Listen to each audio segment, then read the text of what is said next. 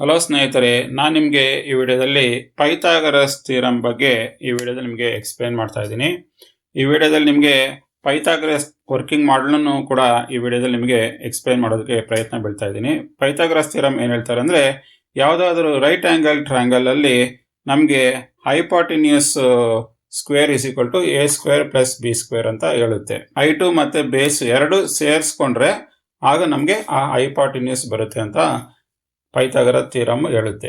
ನಾವು ಅದನ್ನು ಯಾವ ರೀತಿ ಡೆಮಾನ್ಸ್ಟ್ರೇಟ್ ಮಾಡೋದು ಅನ್ನೋದಕ್ಕೆ ನಾವು ಈ ವರ್ಕಿಂಗ್ ಮಾಡೆಲ್ನ ಇಂಪ್ಲಿಮೆಂಟ್ ಮಾಡಿದ್ದೀವಿ.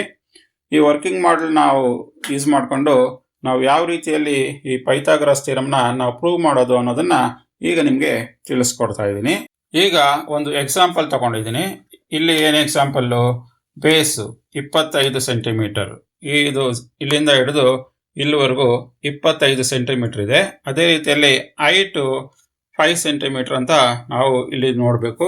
5 ಬಂದ್ಬಿಟ್ಟು ನಾವು ಈಗ ಇನ್ಕ್ರೀಸ್ ಮಾಡಬೇಕು 5 ಸೆಂಟಿಮೀಟ್ರಿಗೆ. ಈಗ ಇಲ್ಲಿ ನೋಡ್ಬೋದು ಇನ್ಕ್ರೀಸ್ ಮಾಡ್ತಾ ಇದ್ದೀವಿ. ಇನ್ಕ್ರೀಸ್ ಮಾಡಿದಾಗ ಹೈಟು ನಮಗೆ 5 ಸೆಂಟಿಮೀಟ್ರ್ ಇಲ್ಲಿ ಆಗಿದೆ. ನಮಗೆ ಇಲ್ಲಿ 5 ಸೆಂಟಿಮೀಟ್ರ್ ಆಗಿರೋದ್ರಿಂದ ಈಗ ಇಲ್ಲಿ ಗಮನಿಸ್ಬೋದು ಹೈಪಾಟಿನಿಯಸ್ಸು ಈಗ ಇಲ್ಲಿ ನೆಲದಲ್ಲಿರೋದು ಈಗ ಮೇಲಕ್ಕೆ ಹೋಗಿದೆ.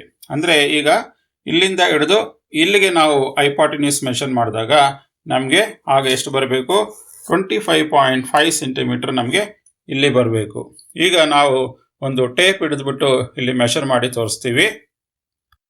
ಈಗ ಇಲ್ಲಿ ಈ ಪಾಯಿಂಟಿಂದ ಹಿಡಿದು ಎ ಪಾಯಿಂಟಿಂದ ಹಿಡಿದು ಈ ಪಾಯಿಂಟಿಗೆ ನಾವು ಮೆಷರ್ ಮಾಡ್ತೀವಿ. ಆಗ ನಮಗೆ 25.5 ನಮಗೆ ಬರಬೇಕಾಗುತ್ತೆ. ಈಗ ಒಂದು ಟೇಪ್ ಹಿಡ್ಕೊಂಡು ಮೆಷರ್ ಮಾಡ್ತಾ ಇದ್ದೀವಿ.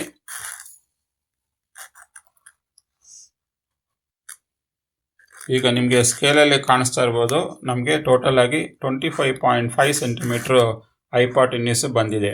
ಮತ್ತೊಂದು ಎಕ್ಸಾಂಪಲ್ ಇಲ್ಲಿ ನಿಮಗೆ ಇಲ್ಲಿ 25 ಸೆಂಟಿಮೀಟರು ಎ ಬೇಸು 25 ಸೆಂಟಿಮೀಟರು ಮತ್ತು ಹೈಟು 8 ಸೆಂಟಿಮೀಟರ್ ಅಂತ ತಗೊಳ್ಳೋಣ. ಆಗಲೇ 5 ಸೆಂಟಿಮೀಟರ್ ಇತ್ತು, ಈಗ 8 ಸೆಂಟಿಮೀಟರ್ ಮಾಡ್ತಾ ಇದ್ದೀವಿ ಹೈಟು.